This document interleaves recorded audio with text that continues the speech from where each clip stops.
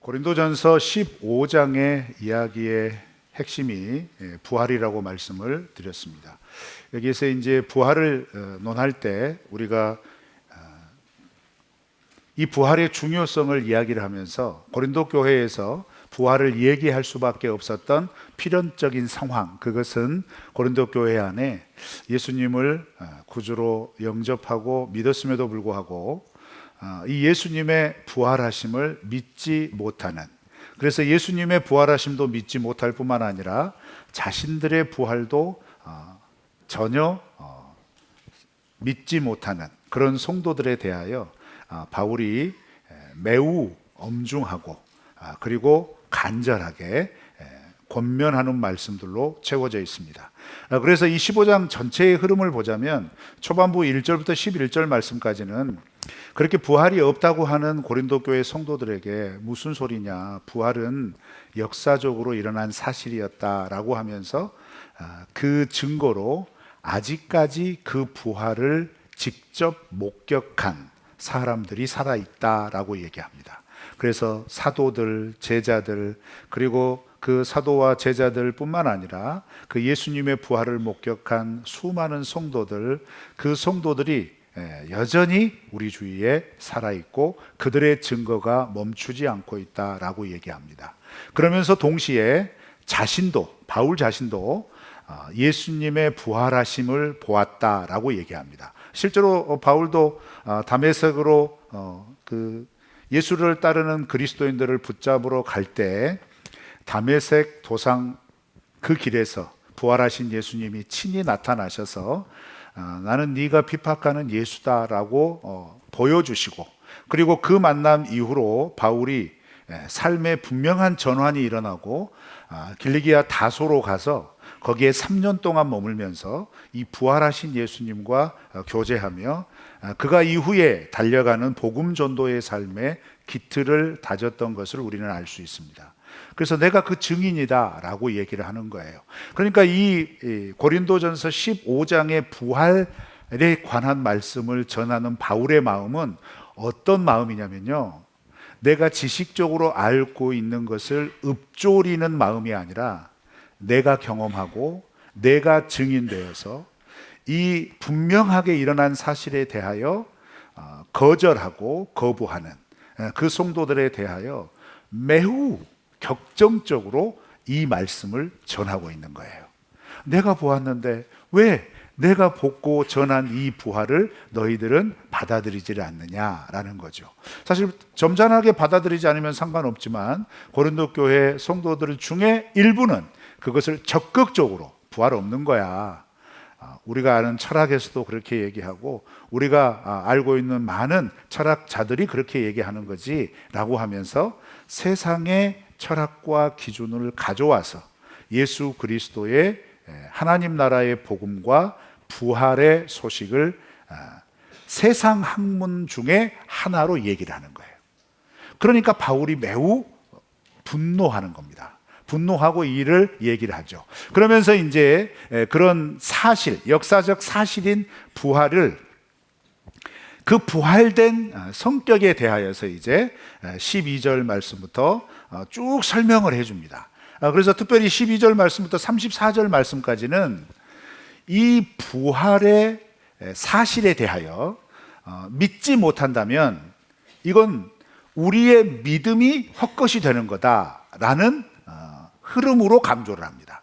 그도 그럴 것이, 예수님을 믿는다는 건 나를 위해 십자가의 고난을 당하시고 그 십자가에서 완전히 죽으시고 그리고 죽어 장사된 지 사흘 만에 부활하신 그 부활까지, 그 부활을 포함하는 이야기가 하나님 나라의 복음의 이야기이기 때문에 그렇습니다. 그래서 나는 십자가의 예수님을 믿지만 부활하신 예수님을 믿지 못하겠다는 건 예수님을 믿는 것이 아니라는 거예요. 그래서 그 예수님을 믿는 믿음의 중요한 정체성을 강조를 하면서 부활의 예수님을 믿지 못한다면 지금까지 십자가의 예수님을 믿는다고 하면서 우리의 일상에서 받았던 무수한 무시, 무수한 조롱, 무수한 예수를 믿기 때문에 당했던 소외, 절망, 어떤 고통, 이런 것들이 무슨 의미로 남겠느냐라는 거예요. 그렇게 핍박받으면서 예수님 믿었는데 그 믿음이 아무것도 아닌 거다라고 강조를 하는 것이죠.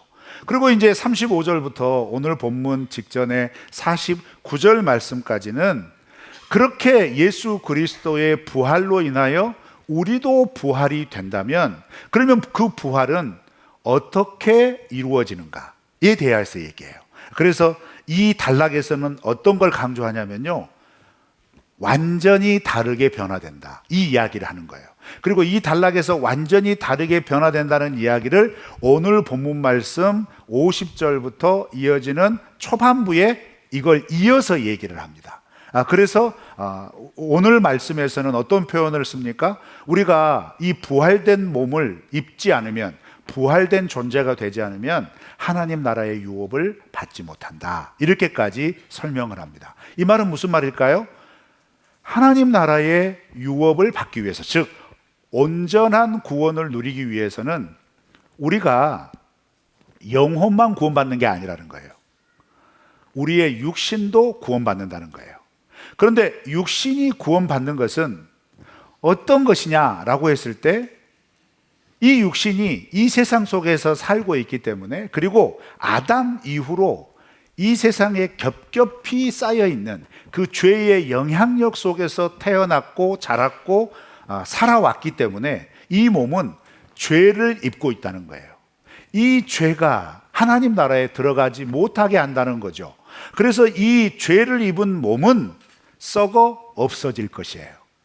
하지만 썩어 없어질 것이 썩어 없어져야 썩지 아니할 새로운 몸을 입게 된다는 거예요. 그게 부활이라는 얘기입니다. 여러분, 우리가 이걸 믿습니까? 자, 이걸 믿는 신앙을 갖고 있다면 사도 바울도 이 부분에 너무 확고하게 고백을 해요. 그래서 바울이 어떤 모습을 보이냐면요, 여러분, 우리가 살아가는 삶의 문제 가운데 대부분은 우리가 살아있을 때 어떻게든 문제 해결하는 방법을 찾고 도전해 볼 수 있어요. 그런데 도전조차도 무의미한, 우리가 전혀 힘을 쓸 수 없는 우리 인생의 문제가 딱 하나 있습니다. 뭡니까? 그거 죽는 겁니다. 우리 모두 다 죽습니다. 우리는 때가 되면 다 이 죽음을 받아들여야 돼요. 이 죽음을 통과해야 되거든요. 그런데 예수 그리스도의 부활을 믿는 성도들의 죽음은 어떤 죽음이냐? 이 몸이 썩어져서 새로운 몸으로 변화될 과정으로서의 죽음이 되는 거예요. 그래서 초대교회는 이 죽음을 어떻게 바라보냐면 영원한 단절, 완전한 끝, 이렇게 바라보는 게 아니고 이런 표현을 많이 썼어요. 죽음에 대하여서 잠을 잔다, 잠잔다라고 표현을 합니다. 여러분, 잠잔다는 건 뭐죠? 깰 때가 있다는 거예요. 깨어날 때가 있다는 거죠. 그래서 죽음을 어떻게 바라보냐면, 이 죽음은 우리의 인생의 결론이 아니라는 거예요. 우리 인생의 진정한 결론, 예수 그리스도를 믿는 구원받은 그리스도인들의 진정한 결론은 어디에서 나는 거냐? 육신의 죽음에서 나는 게 아니라 부활에서 완성된다는 겁니다. 믿으십니까? 여기서는 의지적으로 아멘 하셔야 돼요. 믿으십니까? 믿으셔야 됩니다. 자, 그러면 이 부활을 믿는다면 오늘 본문 말씀의 전체적인 내용과 연결되어져서 먼저 우리 안에 부활에 관계된, 부활 신앙에 관계된 두 가지의 질문에 대답을 할 수 있어야 돼요. 첫 번째 질문은 뭐냐면, 나는 이 예수 그리스도의 부활을 알고 있고 예수 그리스도의 부활을 믿고 있다면, 첫 번째 질문, 나도 부활될 것을 믿는가? 이 질문이에요. 두 번째 질문은, 나도 부활될 것을 믿는다면, 그러면 그 믿음이 나의 삶을 어떻게 이끌고 있는가? 다시요. 내가 부활될 것을 믿는다면 나도 역시 모든 인생이 피할 수 없는 죽음을 맞이할 수밖에 없고, 그 죽음을 지나 우리 주님이 이 땅에 다시 오실 때 죽은 자들이 부활하고 그때 살아있는 사람은 변화가 될 건데, 만약 이 부활을 믿는다면 이 부활의 신앙, 이 부활의 믿음이 지금 내가 이 세상에서 살아가는 삶에 어떤 영향을 주고 있냐 이 말이에요. 어떤 삶의 태도를 끼치고 있냐 이 말이에요. 이 두 가지 질문이 우리에게는 굉장히 중요합니다. 그리고 이 두 가지 질문에 대한 대답이 오늘 본문 말씀에 나와 있어요. 오늘 본문 말씀에 이런 부활 신앙이 확고하다면 이렇게 사는 거다라고 결론을 내줘요. 그런데 이런 결론을 내기 위해서 먼저 두 가지를 확인해 줍니다. 무엇을 확인해 주냐? 첫 번째, 우리 50절 다 같이 읽습니다. 시작. 이것을 말하노니 혈과 육은 하나님 나라를 이어받을 수 없고 또한 썩는 것은 썩지 아니하는 것을 유업으로 받지 못하느니라. 네, 여기서 혈과 육은 우리의 몸을 가르칩니다. 그리고 썩는 것도 우리의 몸을 가리킵니다. 그런데 분명히 바울이 얘기해요. 이건 우리가 온전히 구원받게 못한다. 이렇게 얘기합니다. 그래서 뭐라고 얘기합니까? 52절. 이 연약함과 한계를 뛰어넘게 하는 우리 주님의 은혜가 있는데 그게 뭐냐? 52절 시작. 나팔 소리가 나매 죽은 자들이 썩지 아니할 것으로 다시 살아나고 우리도 변화되리라. 제가 52절만 읽었지만 51절과 함께 읽어야 돼요. 여러분 한번 살펴보세요. 51절과 52절에서 반복되는 표현이 하나 있습니다. 혹시 뭔지 아시겠습니까? 변화입니다. 변화. 자, 여기에서 이 변화를 이해하려고 할 때 52절에 보면 나팔 소리, 즉 예수님의 재림의 때가 일어나면 먼저 죽은 자들은 어떻게 된다고 그래요? 52절. 썩지 아니할 것으로 다시 살아난다. 여기 굉장히 중요한 표현이에요. 이 앞에서는 뭐라고 그랬어요? 우리의 몸은 썩을 것이라고 얘기하잖아요. 오해하지 마세요. 욕한 거 아닙니다. 썩을 것 이거 아니에요. 여기 욕 안 했어요. 우리의 몸은 뭐라고요? 썩어질 것이라 이 말이에요. 썩을 것이 아니고 썩어질 것이에요. 이게 썩어진다 이 말이에요. 그런데 그렇게 그 상태에서 신앙을 가지고 죽었어요. 실제로 육신은 썩어집니다. 없어집니다. 그런데 예수 그리스도의 재림으로 인하여서 우리의 구원이 완성이 될 때 우리가 영혼만 구원받으면 되는 거지 이게 아니라는 거예요. 이 영혼과 함께 이 영혼이 전혀 새로운 모습으로 살아난다 이 말이에요. 이게 부활의 굉장히 중요한 모습입니다. 그러면 그 모습은 어떤 모습이냐 했을 때 여러분 부활의 첫 열매가 누구시죠? 예수님이죠. 예수님의 부활의 모습의 특징이 무엇일까요? 집에 돌아가셔서 AI로 물어보세요. 정확하게 알려줍니다. 겉모양은 변함이 없지만 속성이 변해요. 그래서 예수님이 어떤 일을 하셨죠? 어떻게 그걸 보이셨죠? 제자들이 문 닫고 두려워서 자기들을 잡을까 하는 사람들을 피해가지고 꽁꽁 숨어 있었어요. 문 굳게 잠고 있었습니다. 근데 거기에 예수님이 어떻게 나타나셔요? 똑똑똑 내가 문 앞에 서 있노니 문을 열고 들어가게 해다오 이렇게 하셨습니까? 아닙니다. 어떻게 해요? 호련히 나타납니다. 예수님 부활하신 예수님의 특징이 그거예요. 호련히 나타났다가 호련히 사라져버려요. 즉 물리적인 법칙의 제한을 받지 않아요. 그러잖아요. 우리는 호련히 나타날 수 없습니다. 그렇지 않나요?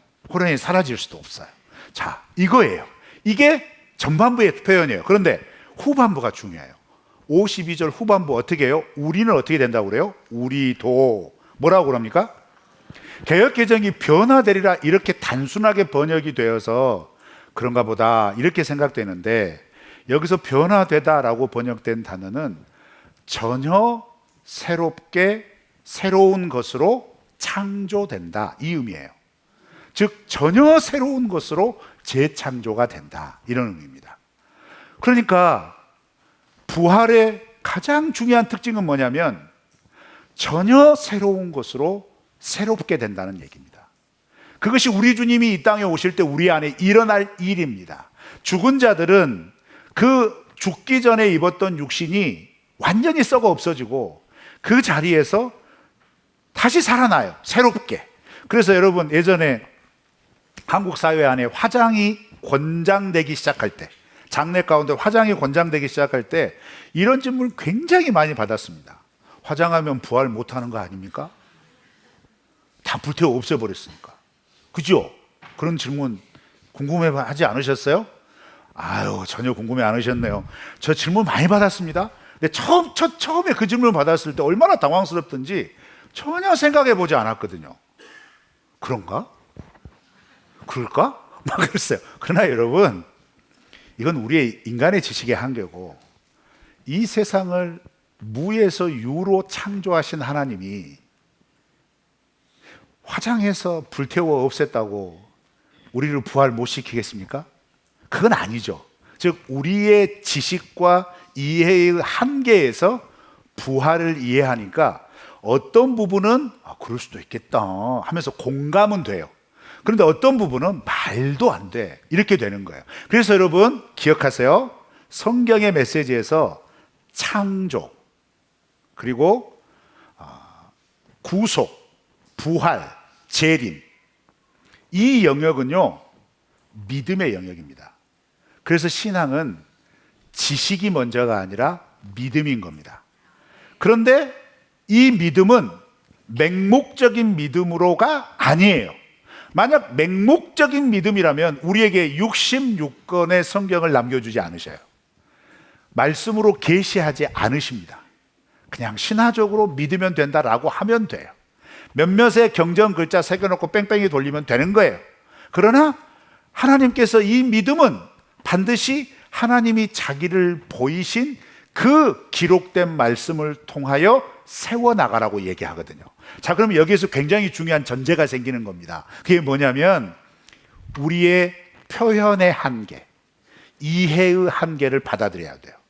그 한계에서 이해되지 않고 그 표현의 제한 때문에 공감될 수 없는 영역은 비슷하게 예를 들어놓고 비슷하게 설명을 해준 그것을 기초로 그렇구나, 하나님께서 우리에게 베푸시는 부활은 이런 원리로 되어지겠구나 라고 받아들여야 돼요. 그래서 바울이 어떤 원리를 이야기를 하냐면요, 다른 원리 이야기하지 않습니다. 씨를 비유로 이야기합니다. 씨, 볼품없는 씨앗이 땅에 떨어졌어요. 그런데 그 씨앗이 썩지 않으면 어떻게 되죠? 싹을 틔울 수 없습니다. 열매 맺지 없습니다. 그렇죠? 근데 여러분 보세요. 바울이 이런 설명합니다. 이거 뭔지 모를 씨앗을 딱 뿌렸더니 거기에서 그 씨앗의 모습과 그 씨앗의 규모와 그 씨앗에 전혀 어울리지 않는 놀라운 생명체가 깨어나는 거예요. 어떤 씨앗은 아름다운 꽃을 피우고요, 어떤 씨앗은 탐스러운 열매를 주렁주렁 맺혀요. 씨앗 하나에서 나타난 변화예요. 그렇죠? 그런데 씨앗 자체만 보고 있으면 이게 그렇게 될까 모릅니다. 어떻게 할 수 있어요? 땅에 떨어져서 썩어서 싹을 틔워야 알 수 있는 거예요. 그래서 바울이 얘기하는 거예요. 하나님께서 예수 그리스도를 통하여서, 예수 그리스도께서 십자가에 고난 받으시고 그 십자가에서 죽으셨어요. 그래서 여러분, 이 예수님은 완전히 죽으셔서 3일 동안 이 죽음의 사실에 묶여 있었던 거예요. 이 죽음의 한계 속에 거하고 계셨던 거예요. 그런데 예수님은 이 죽음의 한계가 결론되지 않게 하기 위하여 어떻게 하셨어요? 그거 깨트리시고 부활하신 겁니다. 그렇게 부활한 그 예수 그리스도의 모습을 보면서 생각해 보세요, 여러분. 우리는 잘 이해할 수 없겠지만 예수님이 죽으실 때 어떻게 죽으셨어요? 다 찢기셨어요. 여러분, 우리가 말이 채찍질 30대 맞으셨다 그랬는데 그 영화 보셨죠? 형체가 짓이겨져요. 그런데 예수님 부활하신 모습은 어떤 모습이죠? 너무 아름다워요. 너무 놀라워요. 완전해요. 온전해요. 부활이 그런 거라는 얘기입니다. 그런 부활을 우리가 믿는다면, 그 예수님이 우리에게 증거가 되었다면 우리도 어떻게 된다고요? 변화된다, 이 말이에요. 믿으십니까? 자, 이 분명한 확증을 들려줘요. 이건 논리적인 확증입니다. 예수님이 그랬는데 우리가 그렇게 된다 하지 않았냐 하면서 논리적으로 알려줘. 두 번째는 그걸 이해 못하는 가장 큰 이유가 뭐냐면 죽음이에요. 이 세상 어느 누구도 죽음을 피해가지 못했거든요. 모두 죽습니다. 정말 죽습니다. 여러분, 제가 여러분에게 확실한 예언을 할까요? 저 죽습니다. 언젠지 모르지만 죽습니다. 이건 확실합니다. 그렇죠? 자, 그런데 이 죽음의 한계에 대하여서 바울이 이렇게 얘기합니다. 54절, 55절에서 이렇게 하죠. 우리 다 같이 읽어볼까요? 시작. 있고 이 죽을 것이 죽지 아니함을 입을 때에는 사망을 삼키고 이기리라고 기록된 말씀이 이루어지리라. 사망아 너의 승리가 어디 있느냐? 사망아 너의 쏘는 것이 어디 있느냐? 자, 바울이 얘기하는 거예요. 모든 인생은 다 죽고 바울이 활동하던 그 시대나 우리가 살고 있는 이 시대나 아시죠? 이번 주간도 송도의 부고 소식을 들었어요. 그렇잖아요. 송도 가족의 부고 소식 들었고 우리 교회는 심심치 않게 부고 소식이 문자로 띵띵띵 하면서 옵니다. 이 뭐예요? 모두가 다 이 사망이라고 하는 법칙과 속박 아래 있다는 거예요. 그런데 바울이 모두가 다 이렇게 죽음의 속박 아래에 있는 그 세상을 향하여서 그렇게 이해하고 있는 고린도 교회에 향하여서 이렇게 담대하게 외쳐요. 사망아, 네 승리가 어디가 있느냐? 이거 말이 안 돼요, 여러분. 왜? 여전히 죽어가거든요. 여전히 이 죽음에서 승리한 사람이 없어요. 사망이 지금 여전히 승리하고 있는 것 같이 보여요. 그런데 바울이 뭐라고 해요? 네 승리 도대체 어디 있느냐? 네가 쏘는 그 죽음이라고 하는 독이 어디가 있느냐? 침이 어디가 있느냐? 이렇게 외쳐요. 근데 그 근거가 뭐예요? 54절이에요. 하나님의 말씀에 썩을 것이 썩지 아니함을 입고 이 죽을 것이 죽지 아니함을 입을 때에 사망을 삼키고 이기리라. 이사야 28장의 말씀입니다. 하나님의 완전한 구원을 예언한 그 말씀을 가지고 하나님이 그렇게 말씀하셨지 않냐? 그런데 그게 말씀으로만 여전히 이루어지지 않았다면 사망아, 네 승리가 어디가 있느냐? 사망아, 네가 쏘는 것이 어디가 있느냐? 이렇게 말하면요, 저 미친놈 봐라, 저 봐라, 이렇게 한단 말이에요. 그런데 바울은 뭐예요? 증거를 가지고 있잖아요. 무슨 증거예요? 부활하신 예수 그리스도를 본 거예요. 그러니까 그렇게 말한 거예요. 그러니까 여러분, 죽음에 대해서 호기롭게 객기 부리는 게 아니에요. 이 말씀은 다른 말씀이 아니라 그 죽음의 공포보다, 그 죽음의 한계보다 절대적이라고 여겨지는 모든 사람이 두려워하는 그 죽음의 속박을 깨뜨리신 예수 그리스도의 부활을 보았기 때문에, 그것이 곧 시작이라는 것을 분명히 기록된 말씀들을 통하여 깨달았기 때문에 자신도 죽어요. 자신과 동행했던 동역자들도 다 죽어나갑니다. 자기가 세웠던 교회 안에서 핍박받아 순교받은 사람을 먼저 보았어요. 그러나 그 죽음 앞에 바울이 뭐라고 고백합니까? 사망이 승리했냐? 승리하지 못한다. 왜? 이건 썩어 없어질 것이다. 하지만 우리 주님이 이 땅에 오실 때 이 썩어 없어질 육신이 아니라 완전히 새롭게 창조된 그 죄가 이 땅에 들어오기 전에 하나님께서 가장 먼저 만들어 주셨던 아담처럼, 죄가 들어오기 전에 하와처럼 우리에게 그 육신을 주시겠다는 거예요. 여러분, 이것이 우리에게 분명하게 반복되어 약속하고 있다는 거예요. 여러분, 믿으십니까? 자, 이걸 믿는다면 결론입니다. 58절 시작. 형수는 형제들아, 견실하며 흔들리지 말고 항상 주의 일에 더욱 힘쓰는 자들이 되라. 이는 너희 수고가 주 안에서 헛되지 않은 줄 알미라. 아멘. 그러므로, 그래, 58장의 결론이죠. 그러므로 이 부활에 대해서 쫙 얘기하고, 그러므로 뭐라고 권면해요? 견실하며 뭐 하라고요? 흔들지 말고. 이거 뭘까요? 부활이 있다? 없다? 이거 말하지 마라, 이 말이에요. 부활 믿겠다? 못 믿겠다? 요거 왔다 갔다 하지 마라. 근데 여러분, 바울이 하는 말이 얼마나 우리의 전곡을 찌릅니까? 우리가 신앙의 은혜가 넘칠 때는 부활 아직 아무것도 아닌 것처럼 믿겨져요. 그런데 우리가 사망과 비슷한 고통을 당할 때, 절망스러운 시간을 지날 때, 이 부활신앙이 그 절망과 낭망의 시간을 충분히 견디고 기대와 소망을 품을 수 있도록 우리의 삶에 역사하고 계십니까? 이게 부활신앙의 핵심이에요. 아는 부활신앙이 아니라 사는 부활신앙이 돼야 된단 말이에요.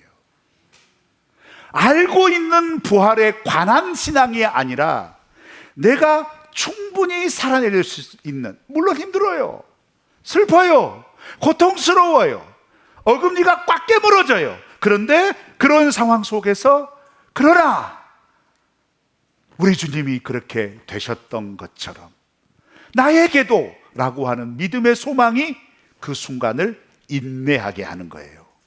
그 순간에 좌절이 결론이 되게 하지 않고 소망이 출발되어질 수 있도록 성령이 힘을 부어주실 때 그거 붙잡을 수 있는 겁니다. 그래서 이 부활신앙을 믿는 성도들은 가장 먼저 어떤 분명한 증거가 나타나느냐? 흔들리지 않아요. 흔들리지 않습니다. 그 다음에 두 번째, 그냥 다시 한번 봐봐요. 그 다음에 뭐 해야 돼요? 항상. 일 시킬까봐 겁나서 안 읽으시는 거죠? 그러지 마시고 읽어보세요. 항상. 시작. 자, 이 구절이 매우 오해되어서 이해됩니다. 항상 주의 일에 힘쓰는 그 주의 일이 뭐죠? 주의 일이 뭡니까? 많은 성도님들이 관습적으로 자기의 신앙의 경험으로 주의 일은 성가대 하는 거야. 주의 일은 교사하는 거야. 주의 일은 섬김과 봉사와 희생의 자리에 있는 거야. 다 그렇게 받아들이지 않으세요? 아마 10중 8구 그럴 겁니다. 그런데 여러분, 말씀은 그렇게 경험으로 먼저 해석하시면 안 돼요. 말씀은요, 이 본문 안에서 먼저 해석을 해야 돼요.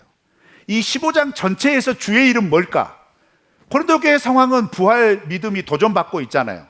나는 믿는다 라고 말하지만, 야, 그거 왜 믿어? 야, 그거 어리석은 거야. 그런 말도 안 되는 걸 믿는 게 신앙이냐? 하면서 자기들 안에 갑론을박 되는 거예요. 자, 그러면 여기에서 가장 첫 번째, 이런 환경 속에서 첫 번째 서야 할 우리의 신앙이 뭐냐면, 세상의 지식과 세상의 법칙과 세상의 관점과 세상의 시선으로 우리의 신앙과 우리가 알고 있는 성경의 지식에 대하여, 야, 니들은 말도 안 되는 거 믿는구나, 그런 거 믿어서 뭐 할래? 이렇게 얘기할 때 어떻게 해야 돼요? 너희들은 그렇게 볼 수 있지만 나는 살아계신 하나님의 말씀으로 믿어. 그 말씀이 나를 지금 붙잡고 있어.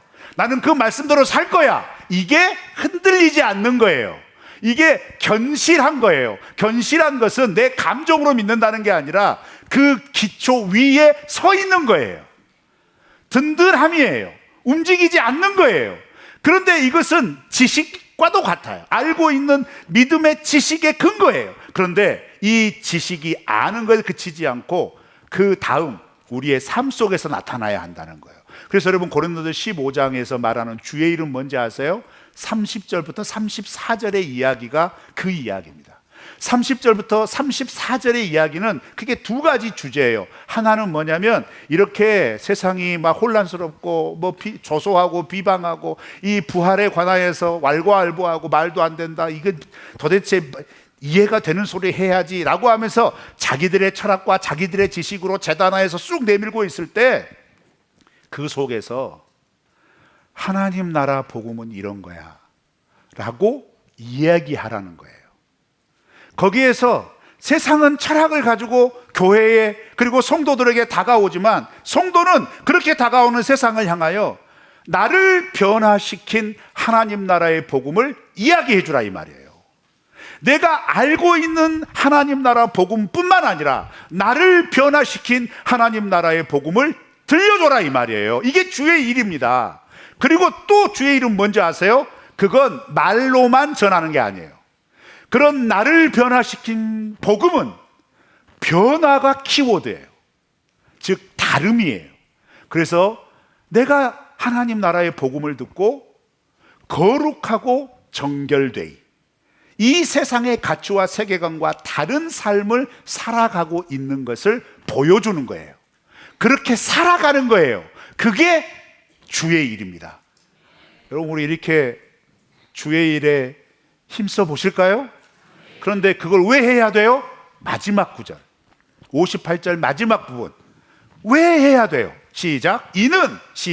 이는 너희 수고가 주 안에서 헛되지 않은 줄 알미라. 여기서 바울이 수고라는 표현을 써요. 뭐예요? 대충 하는 거 아니라는 거예요. 내가 복음을 이웃에게 전하고 성도들과 나누고 이거 대충 하는 거 아니라는 거예요. 내가 삶 속에서 내가 전한 복음처럼 하나님의 말씀대로 구별되고 거룩하게 살아가는 것 대충 하는 게 아니라는 거예요. 어떻게 하는 거라는 거예요? 수고롭게 하는 거라는 거예요. 최선을 다한다는 거예요. 그런데 그렇게 해야 할 이유가 뭡니까? 그것이 헛되지 않게 하시는 살아계신 주님이 그것을 아시기 때문이에요. 그 살아계신 주님이 우리와 함께 하심을 믿는다면 그 주님이 나를 부활의 은혜를 주시기 위하여 먼저 죽음의 권세 깨뜨리시고 부활의 첫 열매가 되셨음을 믿는 부활신앙이 있다면 우리가 살아가는 걸음 속에 이렇게 살아내시기를 주의 이름으로 축원합니다.